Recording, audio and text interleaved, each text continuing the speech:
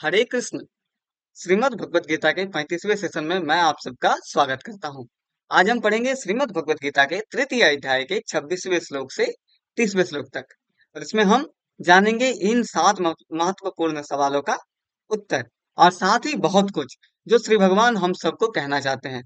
तो हम आज के सेशन में क्या क्या जानेंगे, सबसे पहले उनको बताते हैं। तो हम ये जानेंगे कि विद्वान व्यक्तियों के क्या कर्तव्य हैं, अर्थात जो विद्वान व्यक्ति होते हैं, जो ज्ञान को अर्जित करते हैं, जो भक्ति के पथ पर चल रहे हैं, उनके कर्तव्य क्या क्या होते हैं। समस्त कर्म किनके द्वारा संपन्न किए जाते हैं। तीसरा, कौन कभी भी अपने आप इंद्र तृप्ति में नहीं लगाता, अपने आप को इंद्र तृप्ति में नहीं लगाता। तो कौन है ऐसा जो कभी भी अपने आप को इंद्र तृप्ति में नहीं लगाता, ये भी जानेंगे। परम सत्य को जान जाने से क्या होता है एवं वो परम सत्य क्या है, ये भी जानेंगे। पांचवा, ज्ञानी और अज्ञानी में भेद, कि एक ज्ञानी और एक अज्ञानी में क्या भेद होते हैं। छठा, ज्ञानी को अज्ञानी के प्रति क्या करना चाहिए, अर्थात ज्ञानी को अज्ञानी के प्रति क्या कर्तव्य है, ये भी जानेंगे। और सातवां, कर्म करने का असली नियम क्या है, कर्म करने का असली उद्देश्य क्या है, कर्म को कैसे करें। ये 7 महत्वपूर्ण सवालों का उत्तर आज के इस सेशन से हमें मिलेगा। तो चलिए प्रारंभ करते हैं श्रीमद् भगवत गीता के तृतीय अध्याय के 26वें श्लोक से पढ़ना।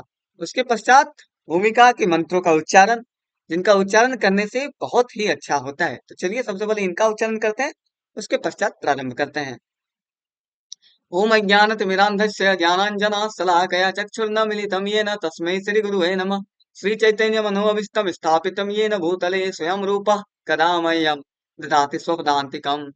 वन्दे अहं श्रीगुरुः श्रीयुत्पदकमलं श्रीगुरून् वैष्णवांश्च च श्रीरूपं साग्रजातं सगनरघुनाथावित्तं तं सजीवं साद्वैतं सावधूतं परिजनसहितं कृष्णचैतन्यदेवं श्रीराधाकृष्णपादान् सगनललिता श्रीविशाखान्वितांश्च च। हे कृष्ण करुणा सिंधु दीनबंधु जगतपते गोपीश गोपिका कांत राधा कांत नमस्तुते। तप्त कांचन गौरांगी राधे वृंदावनेश्वरी वृषभानुसुते देवी प्रणमामि हरिप्रिये। वाञ्छाकल्पतरुभ्यश्च कृपा सिन्धुभ्य एव च पतितानां पावनेभ्यो वैष्णवेभ्यो नमो नमः। श्रीकृष्ण चैतन्य प्रभु नित्यानंद श्री अद्वैत गदाधर श्रीवासादि गौर भक्तवृंद। हरे कृष्ण कृष्ण कृष्ण हरे हरे, हरे राम राम राम हरे हरे। चलिए अब श्रीमद् भगवत गीता के तृतीय अध्याय के 26वें श्लोक को पढ़ते हैं और जानते हैं कि श्री भगवान हमें क्या बता रहे हैं। अब तक हम श्रीमद् भगवत गीता के तृतीय अध्याय के 25वें श्लोक तक पढ़ चुके हैं और हम कर्म योग का लगभग आधा से ज्यादा पढ़ चुके हैं, जिसमें हमें ये सब कुछ पता चल चुका है कि ज्ञान और बुद्धि में अंतर क्या होता है। एक आदमी को, एक पुरुष को कर्म करने का उद्देश्य, किस उद्देश्य से कर्म करना चाहिए, एक विद्वान कैसे काम करता है, इसका थोड़ा सा हम 24वें श्लोक में इसके थोड़े से 24वें और 25वें श्लोक में इसके बारे में थोड़ा सा हमने जाना कि एक विद्वान पुरुष किस प्रकार काम करता है। देखिए, उसी तरह विद्वान जनों को चाहिए कि वे लोगों को उचित पथ पर ले जाने के लिए अनासक्त रह करके कार्य करें। ये हमने जाना 25वें श्लोक में। अब हम 26वें श्लोक में देखते हैं श्री भगवान क्या कहते हैं। तो 26वें श्लोक में श्री भगवान कहते हैं, न बुद्धि वेदम जनयद ज्ञानाम कर्म संगिनाम जो सयेत सर्व कर्माणि विद्वान युक्तः समाचरन्। इसका अर्थ है कि विद्वान व्यक्ति को चाहिए कि वो सकाम कर्मों में आसक्त अज्ञानी पुरुषों को कर्म करने से रोके नहीं, ताकि उनके मन विचलित ना हो, अपितु भक्ति भाव से कर्म करते हुए वह उन्हें सभी प्रकार के कार्यों में लगाए, जिसे जिससे कृष्ण भावनामृत का क्रमिक विकास हो। तो विद्वान व्यक्तियों को क्या चाहिए कि वो सकाम कर्मों में आसक्त अज्ञानी पुरुष को कर्म करने से रोके नहीं। अर्थात जो ज्ञानी पुरुष है, अगर वो सकाम कर्म को कर रहा है तो उस कर्म को करते हुए वो उसे ना रोके, उस कर्म को करने से उसे ना रोके। क्योंकि अगर वो उसे रोकेगा तो उसका मन विचलित होगा और वो समझ नहीं पाएगा कुछ। तो उसके मन को विचलित नहीं करना है, उसे अपने कर्म को करने देना है, अपितु भक्ति भाव में कर्म करते हुए वे उन्हें सभी प्रकार के कार्यों में लगाए। अर्थात कि जो विद्वान पुरुष है वो भक्ति भावमय जो कर्म होता है उसको करते हुए उन लोगों को भी भक्ति के कर्म में लगाए। अर्थात जो सकाम कर्म कर रहा है उन्हें सकाम कर्म करने दे, किंतु भक्ति भावमय कर्म के साथ उन्हें कृष्ण भावना भवित करने का भी प्रयत्न करें, उन्हें भगवान की भक्ति में लगाने का प्रयत्न करें। यह है विद्वान पुरुष का कर्तव्य। और हमारे पहले प्रश्न का उत्तर कि विद्वान व्यक्तियों का क्या कर्तव्य है, तात्पर्य में प्रभुपाद जी में और अच्छे से समझाते हैं इस श्लोक का अर्थ। वो लिखते हैं कि वैदे सृच सर्वे रहमैव वैद्य, अर्थात यह सिद्धांत संपूर्ण वैदिक अनुष्ठानों की परिकाष्ठा है, पराकाष्ठा है। सारे अनुष्ठान, सारे यज्ञ कृत्य तथा वेद में भौतिक कार्यों के लिए जो भी निर्देश हैं, उन सबों समेत सारी वस्तुएं कृष्ण को जानने के निमित्त हैं, जो हजारों जीवन के चरम लक्ष्य हैं। तो सभी हजारों जीवन के चरम लक्ष्य, अर्थात हम जो इतने जन्म जन्मांतर से इस पृथ्वी पर आ रहे हैं, इसका चरम लक्ष्य क्या है? श्री भगवान को जानना। लेकिन चूंकि बद्ध जीव इंद्र तृप्ति के अतिरिक्त और कुछ नहीं जानते, अतः वो वेदों का अध्ययन इस दृष्टि से करते हैं। और जो बद्ध जीव है, हम सब हैं, हम सब इंद्र तृप्ति के अतिरिक्त और कुछ जानते ही नहीं है। तो वो वेदों का अध्ययन भी इसी दृष्टि से करते हैं, इंद्र तृप्ति की दृष्टि से ही करते हैं। किंतु सकाम कर्मों तथा वैदिक अनुष्ठानों के द्वारा नियमित इंद्र तृप्ति के माध्यम से मनुष्य धीरे धीरे कृष्ण भावनामृत को प्राप्त होता है। अतः कृष्ण भावनामृत में स्वरूप सिद्ध व्यक्ति या स्वरूप सिद्ध जीव को चाहिए कि अन्यों को अपना कार्य करने या समझाने में बाधा ना पहुंचाए, अपितु उन्हें यह प्रदर्शित करे कि किस प्रकार सारे कर्म फल को कृष्ण की सेवा में समर्पित किया जा सकता है। अर्थात जो विद्वान पुरुष हैं, उन्हें चाहिए कि वो उन्हें उस कर्मों से विचलित ना करे, अपितु उन्हें ये समझाए कि किस प्रकार आप अपने कर्म को कृष्ण भावना अमृत में, कृष्ण भावना भवित में कर सकते हैं। कृष्ण भावना भवित विद्वान इस तरह कार्य कर सकता है कि इंद्र तृप्ति के लिए कर्म करने वाले अज्ञानी पुरुष यह सीख ले कि किस तरह कार्य करना चाहिए और आचरण करना चाहिए। यद्यपि अज्ञानी पुरुष को उसके कार्यों को छोड़ना ठीक नहीं होता, परंतु यदि वो रंच भर भी कृष्ण भावनान्वित है, तो वो वैदिक विधियों की परवाह नहीं करते हुए सीधे भगवान की सेवा में लग सकता है। अब देखिए, अज्ञानी पुरुष को उसके कार्यों में छोड़ना ठीक नहीं होता, लेकिन अगर वो थोड़ा भी कृष्ण भावना भवित है, अर्थात अगर वो थोड़ा भी श्री भगवान की भक्ति कर रहा है, अगर वो थोड़ा भी श्री भगवान की भक्ति में आसक्त हुआ है, तो वह धीरे धीरे वो सारे इंद्र तृप्ति की कामना को छोड़ देगा और उसके पश्चात वो भगवान की भक्ति करने लगेगा। तो ऐसे भाग्यशाली व्यक्ति को वैदिक अनुष्ठान करने की आवश्यकता नहीं रहती, क्योंकि प्रत्यक्ष कृष्ण भावनामृत के द्वारा उसे वह सारे फल प्राप्त हो जाते हैं जो उसे अपने कर्तव्य के पालन करने से प्राप्त होते हैं। तो जो ऐसे भाग्यशाली व्यक्ति हैं जो कृष्ण भावना भवित तक पहुंच चुके हैं या पहुंच रहे हैं, जो भगवान की सेवा कर रहे हैं, जो भगवान की भक्ति में आनंद ले रहे हैं, जो भगवान की भक्ति कर रहे हैं, उसके लिए कोई भी कर्तव्य, कोई भी वेद के वेद में जो अनुष्ठान दिए गए हैं उसको करने की कोई आवश्यकता नहीं होती। तो विद्वान पुरुष को क्या करना चाहिए? विद्वान पुरुष के क्या कर्तव्य होने चाहिए? कि वो उन अज्ञानी पुरुष को, उन आसक्त पुरुषों को ना भटकाए, उन्हें सकाम कर्म करने से ना रोके, अपितु कोशिश करे कि उन्हें भी भक्ति में किस प्रकार संलग्न किया जाए, उन्हें सकाम कर्म करते हुए भी भक्ति कैसे दिया जाए। अगर वो सकाम कर्म करते हुए भी भक्ति तक पहुंचते हैं, तो धीरे धीरे वो इंद्र तृप्ति की कामना को कम करते करते कृष्ण भावना भवित होते चले जाएंगे। अब 27वां श्लोक में श्री भगवान क्या कहते हैं, चलिए पढ़ते हैं। प्रकृतिः क्रियमाणानि गुणे कर्माणि सर्वशः अहंकारा मूढ़ात्मा कर्ताहमिति मन्यते। अर्थात जीवात्मा अहंकार के प्रभाव से मोहग्रस्त होकर अपने आप को समस्त कर्मों का कर्ता मान बैठता है, जबकि वास्तव में वे प्रकृति के तीनों गुणों द्वारा संपन्न किए जाते हैं। हमारे द्वितीय प्रश्न का उत्तर, समस्त कर्म किनके द्वारा संपन्न किए जाते हैं? समस्त कर्म जीवात्मा के द्वारा संपन्न नहीं किए जाते हैं, अपितु प्रकृति के तीनों गुणों द्वारा संपन्न किए जाते हैं। प्रकृति के तीन गुण क्या क्या है? सतोगुण, रजोगुण एवं तमोगुण। इसके बारे में और अच्छे से प्रभुपाद जी भी हमें समझाएंगे। पूरा भगवत गीता में हम ये सबको अत्यधिक विश्लेषण कर करके पढ़ेंगे, तो हम ये सब के बारे में बहुत ही अच्छे तरह से जान जाएंगे जब हम श्रीमद् भगवत गीता को पढ़ लेंगे। तो क्या होता है कि जीवात्मा अहंकार के प्रभाव से मोहग्रस्त होकर अपने आप को समस्त कर्मों का कर्ता मान बैठता है। जीवात्मा क्या सोचता है कि मैं ही सारे कर्म का करता हूँ, अगर आज ये घटित हो रहा है तो ये मैं घटित करवा रहा हूँ। परंतु वो ये भूल जाते हैं कि जो भी घटित हो रहा है वो प्रकृति के तीनों गुणों द्वारा संपन्न किया जाता है। और ये तीनों गुण किसके अधीन है? ये तीनों गुण श्री भगवान के अधीन है, ये तीनों गुण श्री कृष्ण के अधीन है। अर्थात श्री भगवान ही सब कुछ चला रहे हैं और ये तीनों गुण श्री भगवान के निर्देशन से ही कार्य करते हैं। तो जीवात्मा को ये कभी भी नहीं समझना चाहिए कि वो ही समस्त कर्मों का करता है। तात्पर्य में प्रभुपाद जी हमें बताते हैं कि दो व्यक्ति, जिनमें से एक कृष्ण भावना भवित है और दूसरा भौतिक चेतना वाला है, समान स्तर पर कार्य करते हुए समान पद पर प्रतीत हो सकते हैं, किंतु उनके पद में आकाश पाताल का अंतर होता है। अब ऐसा हो सकता है कि दो व्यक्ति हैं जो एक, जिसमें से एक कृष्ण भावना भवित है और एक कृष्ण भावना भवित नहीं है। तो हो सकता है कि दोनों समान पद में है, दोनों समान जगह काम कर रहे हैं, दोनों समान कंपनी के समान ऑफिसर है, मतलब भौतिक जीवन की दृष्टि से दोनों समान पद में है, लेकिन आध्यात्मिक जीवन की दृष्टि से इसमें और इसमें दोनों में आकाश और जमीन का अंतर है। एक अगर आकाश में है तो एक पाताल में है। जो कृष्ण भवन भवित है वो आकाश में है, और जो कृष्ण भवन भवित नहीं है वो पाताल में है। इन दोनों के विचारों में आकाश और पाताल का अंतर है, वो प्रभुपाद जी कहते हैं। भौतिक चेतना वाला व्यक्ति अहंकार के कारण अस्वस्थ रहता है, तथा वह सभी वस्तुओं का करता है। कि वो सभी वस्तुओं का करता है, वो ये सोचता है, जो जो भौतिक जीवन में है, जो भौतिक चेतना वाला व्यक्ति है, वो ये सोचता है कि वो सभी वस्तुओं का करता है। वह यह नहीं जानता कि शरीर की रचना प्रकृति द्वारा हुई है, जो परमेश्वर की अध्यक्षता में कार्य करती है। भौतिकवादी व्यक्ति यही जानता है कि अंत गोत्वा वो कृष्ण के अधीन है। यह नहीं जानता है, भौतिकवादी व्यक्ति यह नहीं जानता है कि अंत गोत्वा वह कृष्ण के अधीन है। अहंकार बस ऐसा व्यक्ति हर कार्य को स्वतंत्र रूप से करने का श्रेय लेना चाहता है, और यही है उसके अज्ञान का लक्षण। तो अहंकार बस वो क्या चाहता है कि अगर कुछ भी घटित हो रहा है तो उसका श्रेय उसे मिले, लेकिन वो अज्ञानी है। यही अज्ञानता का लक्षण है। क्या है अज्ञानता का लक्षण? कि कोई भी कार्य अगर घटित हुआ है तो उसके श्रेय को स्वयं पर लेना, कि ये कार्य मेरे लिए हुआ है, मैंने इस कार्य को किया है। ये अहंकार है। बड़े बड़े जो संत हुए हैं वो भी हमेशा यही कहते हैं कि मैं से आगे बढ़ना होता है, मैं कुछ नहीं होता है, जो भी होता है वो श्री भगवान करवाते हैं। उसे यह ज्ञान नहीं है कि उसके इस स्थूल तथा सूक्ष्म शरीर की रचना प्रकृति द्वारा भगवान की अध्यक्षता में की गई है।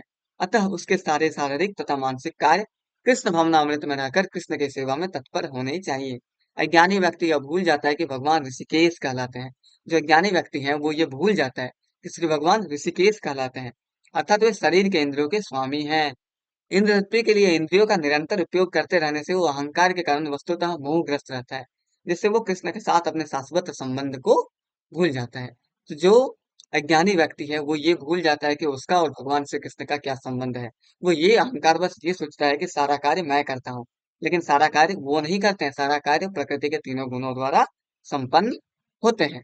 अब देखते हैं श्री भगवान 28वें श्लोक में क्या कहते हैं। वो कहते हैं तत्वित्तु महाबाहो गुणकर्म विभागयो गुणागुणेषु वर्तन्त इति मत्वा न सज्जते। अतः हे महाबाहो, भक्ति भावमय कर्म तथा सकाम कर्म के भेद को भली भांति जानते हुए जो परम सत्य को जानने वाला है, वो कभी भी अपने आप को इंद्रियों में तथा इंद्र तृप्ति में नहीं लगाता। हमारे तीसरे और चौथे सवाल का उत्तर, कौन कभी भी अपने आप को इंद्र तृप्ति में नहीं लगाता, और परम सत्य को जान जाने से क्या होता है, एवं परम सत्य क्या है? इसका उत्तर इसी श्लोक के अर्थ में है।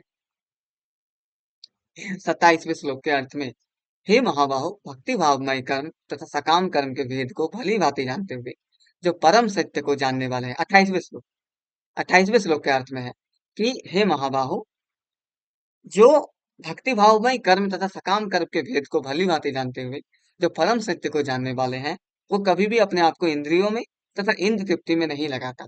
अर्थात जो परम सत्य को जानते हैं, परम सत्य क्या है ये हम इसी के तात्पर्य में जानेंगे प्रभुपाद जी के द्वारा। तो जो परम सत्य को जानते हैं वो कभी भी अपने आप को इसमें नहीं लगाता, इंद्र तृप्ति में नहीं लगाता या इंद्रियों में नहीं लगाता। वो भक्ति भावमय कर्म को जानता है और सकाम कर्म के भेद को जानता है। भक्ति भावमय कर्म क्या होता है और सकाम कर्म क्या होता है, और इन दोनों में क्या भेद है, वो ये अच्छी तरह से जानता है। और अपने आप को इंद्रियों तृप्ति में नहीं लगाना, इसका अर्थ के बारे में भी हम इसी के तात्पर्य में जानेंगे। तो चलिए तात्पर्य पढ़ते हैं। तात्पर्य में प्रभुपाद जी लिखते हैं कि परम सत्य को जानने वाला भौतिक संगति में अपनी विषम स्थिति को जानता है। वो जानता है कि वो भगवान कृष्ण का अंश है, और उसका स्थान इस भौतिक सृष्टि में नहीं होना चाहिए। देखिए परम सत्य क्या है? परम सत्य यही है कि मनुष्य जब जान जाए कि वो श्री भगवान का अंश है, ये सब कुछ श्री भगवान के अधीन है, ये सब कुछ जो घटित हो रहा है वो श्री भगवान के कृपा से ही हो रहा है, वो श्री भगवान के लिए ही हो रहा है। श्री भगवान ही उन सबके नियंता है, उन सबके कंट्रोलर है। वो अपने वास्तविक स्वरूप को भगवान के अंश के रूप में जानता है, जो सच्चित आनंद है, और उसे वो अनुभूति होती रहती है कि मैं किसी कारण से अध्यात्म बुद्धि में फंस चुका हूँ। तो परम सत्य क्या है? जो ये जानता है कि सब कुछ श्री भगवान ही है, और वो किसी कारण से इस अध्यात्म बुद्धि में फंस चुके हैं। अपने अस्तित्व की शुद्ध अवस्था में उसे सारे कार्य भगवान कृष्ण की सेवा में नियोजित करने चाहिए। तो उसे अपने सारे कार्य श्री भगवान की सेवा में ही करने चाहिए। फलतः वो अपने आप को कृष्ण भवना अमृत में के कार्यों में लगाता है, और भौतिक इंद्रियों के कार्यों के प्रति स्वभावतः अनासक्त हो जाता है, क्योंकि ये परिस्थिति जन्य तथा अस्थायी है। तो वो जो भौतिक इंद्रियों के कार्य होते हैं उनके प्रति अनासक्त हो जाता है, क्योंकि ये परिस्थिति जन्य तथा अस्थायी है। क्योंकि ये जो इंद्र तृप्ति है, इंद्र की कामना है, इंद्र तृप्ति की कामना ही अस्थायी है। वो जानता है कि उसके जीवन की भौतिक दशा भगवान के नियंत्रण में है, फलतः वह सभी प्रकार के भौतिक बंधनों से विचलित नहीं होता, क्योंकि उन्हें भगवत कृपा मानता है। तो वो ये भी जानता है कि जो भी हो रहा है वो भगवान के नियंत्रण में ही हो रहा है, तो वो भौतिक बंधन से विचलित नहीं होता, क्योंकि वो इसे भगवत कृपा मानता है। तो वो अगर कुछ भी घटित भी हो रहा है, भौतिक वस्तु या भौतिक इंद्र तृप्ति करता भी है, तो वो ये जानता है कि ये सब कुछ भगवत कृपा से ही हो रहा है, और जो भी हो रहा है श्री भगवान के नियंत्रण में हो रहा है। तो वो इन भौतिक चीजों से कभी विचलित नहीं होता। वो हमेशा जानता है कि मैं श्रीमद् भगवत गीता और श्री भगवान के शरण में हूँ। तो वो ये जानता है कि श्री भगवान ही सब कुछ करवा रहे हैं। श्रीमद् भागवत के अनुसार जो व्यक्ति परम सत्य को ब्रह्म, परमात्मा तथा श्री भगवान इन तीन विभिन्न रूपों में जानता है, वही तत्वित कहलाता है। तत्वविद कहलाता है, क्योंकि वो परमेश्वर के साथ अपने वास्तविक संबंध को भी जानता है। श्रीमद् भागवत में क्या कहा गया है कि जो व्यक्ति परम सत्य को ब्रह्म, परमात्मा तथा श्री भगवान के रूप में जानता है, अर्थात जो परम सत्य है वही ब्रह्म है, वही परमात्मा है और वही श्री भगवान है, इन तीनों विभिन्न रूपों में जो जानता है वह तत्वित्त कहलाता है, क्योंकि वो परमेश्वर के साथ अपने वास्तविक संबंध को भी जानता है, क्योंकि वो जानता है कि श्री भगवान के साथ उसका वास्तविक संबंध क्या है। वो श्री भगवान का दास है, हम सब श्री भगवान के दास हैं। हम सब श्री भगवान की सेवा करने के लिए, उनके भजन करने के लिए ही आए हैं। हम सब श्री भगवान के धाम को वापस जाने के लिए इस देहात्म बुद्धि में आए हैं और इसमें फंस चुके हैं। तो हमारे तीसरे और चौथे प्रश्न का उत्तर हमें मिल चुका है कि कौन कभी भी अपने आप को इंद्र तृप्ति में नहीं लगाता, जो परम सत्य को जानता है। और परम सत्य को जान जाने से क्या होता है? परम सत्य को जान जाने से वो श्री भगवान के धाम तक पहुंचने लगता है। वो अपने आप को कभी भी इंद्र तृप्ति में नहीं लगाता, वो भगवान की भक्ति करता है, वो भगवान की सेवा करता है, यथासंभव सेवा करता है। और परम सत्य क्या है? परम सत्य यही जानना कि सब कुछ श्री भगवान के कंट्रोल में है, श्री भगवान के नियंत्रण में है। हम सब श्री भगवान के द्वारा ही चल रहे हैं। 29वां श्लोक में श्री भगवान क्या कहते हैं? वो कहते हैं प्रकृते गुण सम्मूढ़ः सज्जन्ते गुण कर्मसु तान कृतस्सन वेदो मंदा कृतस्सन भिन्न विचालयेत्। जिसका अर्थ है कि माया के गुणों से मोहग्रस्त होने पर अज्ञानी पुरुष पूर्णतया भौतिक कार्यों में संलग्न रहकर उनमें आसक्त हो जाते हैं। यद्यपि उनके ये कार्य उनमें ज्ञान भाव के कारण अधम होते हैं, किंतु ज्ञानी को चाहिए कि उन्हें विचलित ना करे। अब ज्ञानी का क्या कर्तव्य है, मतलब ज्ञानी और अज्ञानी में भेद क्या है और ज्ञानी को अज्ञानी के प्रति क्या करना चाहिए, ये हमें इस श्लोक में पता चलेगा। 29वें श्लोक में श्री भगवान कहते हैं कि माया के गुणों से मोहग्रस्त होने पर अज्ञानी पुरुष पूर्णतया भौतिक कार्यों में संलग्न रहकर उनमें आसक्त हो जाते हैं। तो अज्ञानी पुरुष भौतिक कार्यों में संलग्न रहकर उनमें आसक्त हो जाते हैं। और वो ये आसक्त क्यों होते हैं? क्योंकि वो माया के गुणों से मोहग्रस्त होते हैं। माया प्रचंड है, माया का तेज प्रचंड है, वो किसी को भी अपने चंगुल में फंसा सकता है। तो हम सब भौतिक पुरुष उन्हीं माया के चंगुल में फंसे हुए रहते हैं। यद्यपि उनके ये कार्य उनमें ज्ञान भाव के कारण अधम होते हैं, किंतु ज्ञानी को चाहिए कि उन्हें विचलित ना करे। तो एक ज्ञानी को क्या कर्म होता है कि वो कभी भी उन माया के गुणों में फंसे हुए व्यक्तियों को विचलित ना करे, अर्थात उन अज्ञानी पुरुषों को विचलित ना करे, क्योंकि अगर वो उन्हें विचलित करेंगे तो उन जो ज्ञानी पुरुष है उनकी भी स्थिति में अड़चन आएगी, उनकी भी स्थिति में बाधा आएगी। तात्पर्य में प्रभुपाद जी हमें समझाते हैं कि अज्ञानी पुरुष स्थूल भौतिक चेतना से और भौतिक उपाधियों से पूर्ण रहते हैं। यह शरीर प्रकृति के देन है और व्यक्ति शारीरिक चेतना में अत्यधिक आसक्त होता है। वह मंद अर्थात आलसी कहा जाता है। अज्ञानी पुरुष मनुष्य को आत्म स्वरूप मानते हैं। वह अन्यों के साथ शारीरिक संबंध को बंधुत्व मानते हैं। जिस देश में यह शरीर प्राप्त हुआ है वो उसे पूज्य मानते हैं और वे धार्मिक अनुष्ठानों की औपचारिकताओं को ही अपना लक्ष्य मानते हैं। ऐसे भौतिकताग्रस्त उप अधिकारी पुरुषों के कुछ प्रकार के कार्यों में सामाजिक सेवा, राष्ट्रीयता तथा परोपकार हैं। अब ऐसे पुरुष हैं जो माया के गुणों में फंसे हुए हैं और वो भौतिक जीवन में बहुत ही बड़े उपाधियों को हासिल कर चुके हैं। भौतिक जीवन में वो बहुत बड़े कार्य कर चुके हैं, लेकिन आध्यात्मिक जीवन में वो कुछ भी नहीं कर किए हैं। हाँ, ऐसा हो सकता है कि वो ऐसे भौतिकताग्रस्त उप अधिकारी पुरुषों के कुछ प्रकार के कार्यों में सामाजिक सेवा होती है, राष्ट्रीयता होती है, परोपकार भी होती है। ऐसी उपाधियों के चक्कर में वो सदैव भौतिक क्षेत्र में ही व्यस्त रहते हैं। उनके लिए आध्यात्मिक बोध मिथ्या है, अतः वो उसमें इसमें रुचि नहीं लेते। तो ऐसे कई सारे पुरुष हैं जो भौतिक जीवन में बहुत ऊपर में है, लेकिन आध्यात्मिक जीवन में एकदम ऊपर में नहीं है। भले ही वो भौतिक जीवन में बहुत अच्छे कार्य कर रहे हैं और ये ठीक है, लेकिन वो आध्यात्मिक बोध को मिथ्या मानते हैं। अतः वो उसमें रुचि नहीं लेते। किंतु जो लोग आध्यात्मिक जीवन में जागरूक हैं, उन्हें चाहिए कि इस तरह भौतिकता में मग्न व्यक्तियों को विचलित ना करें। तो यहाँ पर श्री भगवान कहते हैं कि जो लोग आध्यात्मिकता में जागरूक हैं, उन्हें क्या चाहिए कि वो उन्हें विचलित ना करे, जो भौतिकता में बहुत ही आगे बढ़ चुके हैं, जो भौतिकता में बहुत ही बड़े पद हासिल कर चुके हैं। उन्हें अपने कार्य करने दीजिए, आप अपने कार्य करते रहिए। आप अगर भक्ति में हैं, तो आप बहुत सही कार्य कर रहे हैं और आप अंततः श्री भगवान तक पहुंच जाएंगे। भौतिक जीवन में चाहे कितनी भी बड़ी पद पर क्यों ना हो, भौतिक जीवन के बाद आप श्री भगवान के पास ही जाएंगे। और अगर आप भक्ति करके रहेंगे, तो आप श्री भगवान तक पहुंच पाएंगे, श्री भगवान का दास बन पाएंगे, वैकुंठ तक पहुंच पाएंगे। अच्छा तो यही होगा कि वो शांत भाव से अपने आध्यात्मिक कार्यों को करे। ऐसे मोहग्रस्त व्यक्ति अहिंसा जैसे जीवन को मूलभूत नैतिक सिद्धांत तथा इसी प्रकार के परोपकारी कार्य में लगे हो सकते हैं। तो ऐसे मोहग्रस्त व्यक्ति अहिंसा में लगे हुए रहते हैं, जो कि भौतिकता के लिए, भौतिकता की दृष्टि से ठीक है और भौतिकता की दृष्टि से परोपकारी भी है। जो लोग अज्ञानी हैं, वे कृष्ण भावना अमृत के कार्यों को समझ नहीं पाते। अतः भगवान कृष्ण हमें उपदेश देते हैं कि ऐसे लोगों को विचलित ना किया जाए। पर ऐसे कई लोग हैं जो अज्ञानी हैं, जो कभी भी कृष्ण भावना अमृत को समझ नहीं पाते हैं। वो कभी भी ये नहीं समझते कि श्री भगवान है, या श्री भगवान का क्या अस्तित्व है, या श्री भगवान की क्या शक्तियां हैं। तो उनसे बहस करके ज्ञानी को अपना समय नष्ट नहीं करना चाहिए, क्योंकि इससे व्यर्थ व्यर्थ ही मूल्यवान समय नष्ट ना किया जाए, ऐसा प्रभुपाद जी कहते हैं। और ऐसा श्री भगवान भी कहते हैं। किंतु भगवत भक्त भगवान से भी अधिक दयालु होते हैं, क्योंकि वे भगवान के अभिप्राय को समझते हैं। फलतः वे सभी प्रकार के संकट झेलते हैं, यहाँ तक कि वे इन अज्ञानी पुरुषों के पास जा जाकर उन्हें कृष्ण भावना अमृत के कार्यों में प्रवृत्त करने का प्रयास करते हैं, जो मानव के लिए परम आवश्यक है। किंतु जो भगवत भक्त होते हैं, वो श्री भगवान से भी अधिक दयालु होते हैं। वो हर ऐसे व्यक्तियों के पास भी जाते हैं और चाहते हैं कि वो भी कृष्ण की भक्ति करें, जो कि ठीक है। अगर भगवान के भक्त हैं, तो वो जाकर के, मतलब वो उनका मन विचारधारा होता है कि वो सभी को भगवान की भक्ति करने के लिए प्रेरित करे। किंतु श्री भगवान हमें ये कहते हैं कि हमें उन भौतिकवादी व्यक्तियों को के मन को विचलित नहीं करना चाहिए, उन्हें अपने रास्ते छोड़ देना चाहिए और हमें अपने रास्ते चलना चाहिए। अब तीसरा श्लोक, जो कि बहुत ही महत्वपूर्ण श्लोक है। इस श्लोक में श्री भगवान क्या कहते हैं, चलिए जानते हैं। वो कहते हैं, मयि सर्वाणि कर्माणि सन्नसया तम चेतसा निराशी निर्मर्मो भूत्वा युधश्रव मृगज्वरः। इसका अर्थ है कि अतः हे अर्जुन, अपने सारे कार्यों को मुझ में समर्पित करके, मेरे पूर्ण ज्ञान से युक्त होकर, लाभ की आकांक्षा से रहित, स्वामित्व के किसी दावे के बिना तथा आलस्य से रहित होकर युद्ध करो।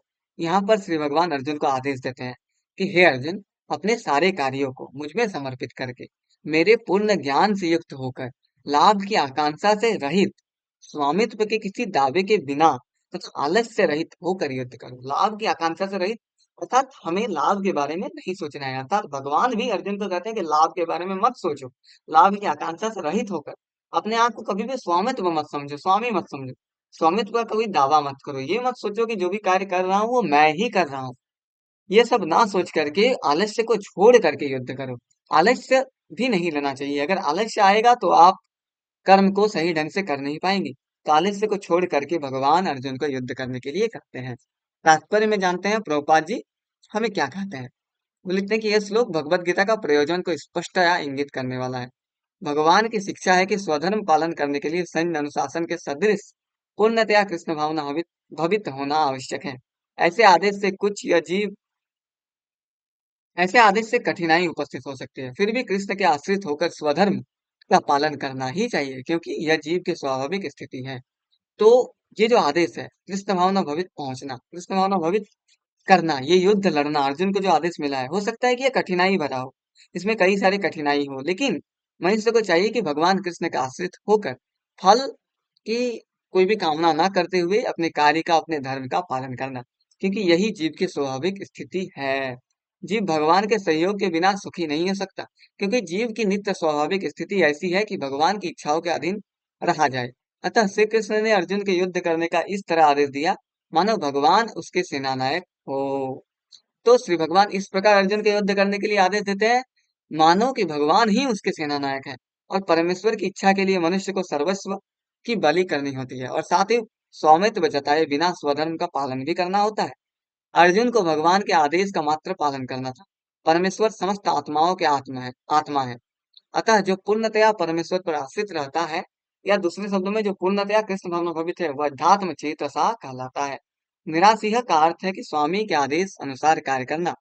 निराशीह निर्मर्मो यहाँ पे लिखा हुआ था ना, तो निराशीह का अर्थ है कि स्वामी के आदेश अनुसार कार्य करना, किंतु फल की आशा ना करना। कोषाध्यक्ष अपने स्वामी के लिए लाखों रुपए गिन सकता है, किंतु इसमें से वो अपने लिए एक पैसा भी नहीं चाहता। इसी प्रकार मनुष्य को यह समझना चाहिए कि संसार में किसी व्यक्ति का कुछ भी नहीं है, सारी वस्तुएं परमेश्वर की है। मई अर्थात मुझ में का वास्तविक तात्पर्य यही है। और जब मनुष्य इस प्रकार से कृष्ण भावना अमृत के कार्य करता है, तो वह किसी वस्तु पर अपने स्वामित्व का दावा नहीं करता। यह भावना अमृत निर्मम अर्थात मेरा कुछ नहीं है कहलाता है। तो अगर किसी को ये भावना मिल गया कि मेरा कुछ भी नहीं है, सब कुछ श्री भगवान का है, मैं इस ब्रह्मांड में केवल आया हूँ श्री भगवान की भक्ति करने के लिए, अपने कर्तव्य का पालन करने के लिए, अपने धर्म का पालन करने के लिए। यहाँ पर भगवान अर्जुन को कभी नहीं कहते कि तुम सब कुछ छोड़ छाड़ करके मेरी भक्ति करो, तुम अपना सब त्याग कर दो। नहीं, भगवान कहते कि सारे कर्मों को मुझ में समर्पित करो, लाभ की आशा का त्याग करो, लाभ की आकांक्षा का त्याग करो, लाभ की इच्छा का त्याग करो। लेकिन जो लाभ मिलता है उसे ग्रहण करो, जो हो रहा है उसे ग्रहण करो, उसे स्वीकार करो, और अपने कर्म को धर्म को करते रहो, युद्ध करते रहो। भले ही ये कठिन हो सकता है, लेकिन भगवान उसको अर्जुन को युद्ध करने के लिए कहते हैं। यदि ऐसे कठोर आदेश को, जो शारीरिक संबंध में तथाकथित बंधुत्व भावना से रहित है, पूरा करने में कुछ झिझक हो, तो उसे दूर कर देना चाहिए। इस प्रकार मनुष्य विगत ज्वर अर्थात ज्वर या आलस्य से रहित हो सकता है।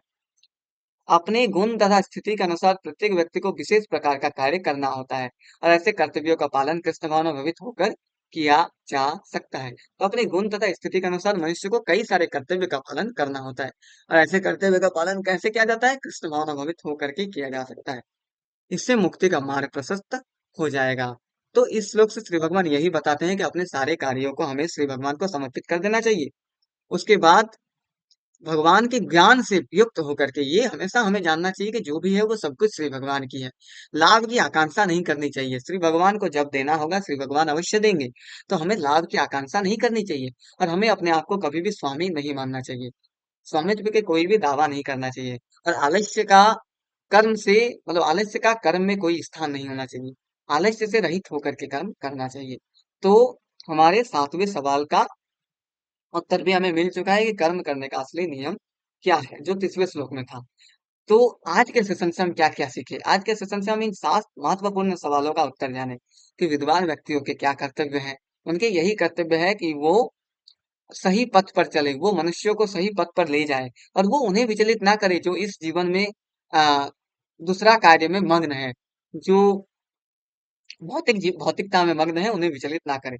समस्त कर्म किनके द्वारा संपन्न किए जाते हैं? समस्त कर्म प्रकृति के तीनों गुणों द्वारा संपन्न किए जाते हैं। और ये तीनों गुण किनके कंट्रोल में है? ये तीनों गुण भगवान के कंट्रोल में है, भगवान के नियंत्रण में, भगवान के नियंत्रण में है। कौन कभी भी अपने आप को इंद्रिय तृप्ति में नहीं लगाता? तो अपने आप को इंद्रिय तृप्ति में वो नहीं लगाता जो परम सत्य को जान चुका होता है। परम सत्य को जानने से क्या होता है? परम सत्य को जानने से वो कभी भी अपने आप को इंद्रिय तृप्ति में नहीं लगाता, और वो अंततः भगवान की भक्ति करने लगता है और कृष्ण भावना भावित होने लगता है। परम सत्य क्या है? परम सत्य यही है कि जो भी है वो सब कुछ भगवान का है। हम सब भगवान के नियंत्रण में है, और हम जो भी कर रहे हैं वो श्री भगवान को अर्पित करके करना होता है। और अ, सकाम कर्म और भक्ति युक्त कर्म के भेद को भी हमें जानना होता है। यही होता है परम सत्य। ज्ञानी और अज्ञानी में भेद क्या है? ज्ञानी हमेशा कृष्ण भावना भवित में कर्म करता है, और अज्ञानी भौतिकता में फंस करके कर्म करता है। ज्ञानी को अज्ञानी के प्रति क्या करना चाहिए? ज्ञानी को अज्ञानी को कभी भी विचलित नहीं करना चाहिए। अज्ञानी अगर भौतिकता में बहुत ही ऊपर पद में है, तो उसको रहने देना चाहिए, उसको अपने रास्ते छोड़ देना चाहिए, और हमें अपने रास्ते बढ़ना चाहिए। लेकिन फिर भी भगवान के भक्त बहुत ही अधिक दयालु होते हैं, इसलिए वो कोशिश करते हैं कि वो अज्ञानी जन को भी भगवान की भक्ति में लगाएं। कर्म करने का असली नियम क्या है? कर्म करने का असली नियम यही है कि हमें कर्म को लाभ की आकांक्षा से रहित होकर करना चाहिए, स्वामित्व किसी दावे के बिना करना चाहिए, और आलस्य से रहित होकर के करना चाहिए, और अपने सारे कार्यों को श्री भगवान को समर्पित करके करना चाहिए। तो आज के सेशन में हम ये सब कुछ जाने। आज के सेशन में बस इतना ही। फिर मिलेंगे एक और नए उत्साह, एक और नई उमंग, एक और नई सेशन के साथ। तब तक के लिए हंसते रहें, मुस्कुराते रहें और बने रहें खासकर खवास टॉक्स चैनल के साथ। श्री भगवान का नाम सर्वदा लेते रहें, श्री भगवान का गुणगान सर्वदा करते रहें, भगवत गीता का अध्ययन सर्वदा करते रहें, और मेरे प्रभु मतलब हम हमारे श्री भगवान का भजन सर्वदा करते रहें। हरे कृष्णा।